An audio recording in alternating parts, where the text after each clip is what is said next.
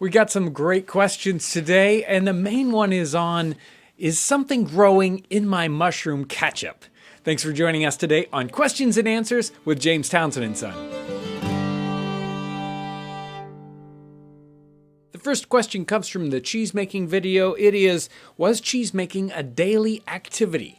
And there's a really good piece in William Ellis's book in the early or mid 18th century, and he talks about cheese making and the situations where if you don't have enough cows, you have to figure out how to make cheese, how to hold your milk over so you can make cheese as not a daily activity. So generally, you would make cheese as a daily activity. You're going to have lots of milk. If you have a lot of cows, you have to store that. You have to have a way to sell it and transport it. Cheese is one of the ways to do that. If you didn't have enough cows, you had to go to a special effort to keep the milk good enough to make it into cheese if you weren't able to do it every day. We got several whisk questions on the Crumpet episode. Wow, whisking with twigs. Is that how they did it back then, or is it a personal preference? The twig whisks are the whisks for the 18th century. They either made them out of twigs, or sometimes they would actually split wood and make a kind of a wood split version of a whisk, but they did not have metal whisks in the 18th century. So that is the way they would have done it back then. This person asks on the boiled pudding episode, but about whisks, how do the birch whisks stand up to use and to washing? And, we use the same whisks over and over. They really work quite well, and we don't really have too many problems with them getting broken. And washing them, I just whisk them in really hot water, but you don't want to let whatever you're whisking dry on the whisk.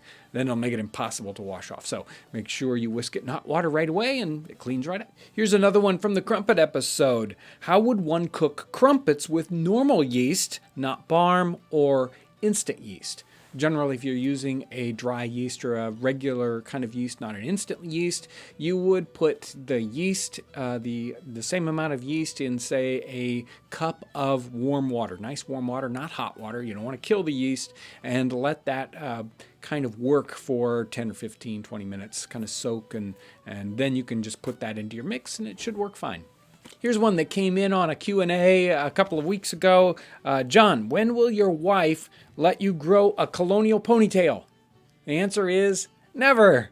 This one's kind of a follow-up to one I answered, and this person asked apparently earlier about food preservation, and we linked to the playlist for food preservation videos that we've done, but apparently that wasn't the answer they were actually looking for. What I was wondering is, how did families store food staples in their homes? And it's a very good question, too. And generally, they used the kind of typical storage methods that they would have had in the 18th century. They would have used barrels, either dry kegs or wet kegs, depending on what they were storing. They would have used wooden boxes or tin canisters, depending on what they're storing. Each kind of thing sometimes takes a little bit of the item lends itself to one kind of storage technique or the other in the 18th century. But generally, metal canisters, ceramic crocks, and wooden things, wooden boxes and wooden barrels if they're getting larger things. She mentioned something like flour bags. I'm not sure. I think flour usually actually came in kegs, not in bags in the 18th century. But that may change depending on your location, what country you're in, and what's generally used in that situation. And she mentioned sugar cones and something like that. That's going to store right on the shelf all by itself without any extra kind of container. And here's the main question. This one's from the mushroom ketchup episode, and we've done that a couple times, and mushroom ketchup is an amazing product. So the question here is, it looks like my ketchup has developed a growth somewhat like a vinegar mother. Does that make sense? Maybe. It sounds like, well, first off, stop drinking the ketchup right out of the bottle. It's not meant to do that. You're supposed to put it on the food.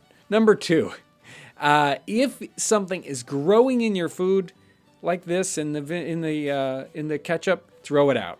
That's really the answer. It's like, yeah, something might be fermenting, something might have taken a hold, a bacteria or a fungus in this case, and is growing on there. It's not worth it. Throw it out. Make another batch. Sometimes that happens, and we just there's no sense in getting sick. It's just not worth it. This certainly would be a common situation happening in the 18th century, where they weren't able to sterilize their foods the same way we do, have them canned and jarred, and they didn't understand the high temperatures that would kill off these things, so they wouldn't have these things going bad. So it's a common problem in the 18th century, and depending on how we make it today, we may have that same kind of issue. So the calendars are out. They're in the mail right now, and you may have received yours. I hope you did if you requested one. If you're still interested, I'll try to put a link down in the description section so that you can purchase one. Or if you just order from our catalog or our website right now, you'll probably get one in the box, especially if you request one. I want to thank everyone so much for the great comments, the wonderful questions, and the great work you're doing down in the comment section. It makes the channel so much better. Thank you for all your support, whether you purchase products from us or you just watch videos and give us comments and share the videos. Thank you for everything you do, and thanks for watching.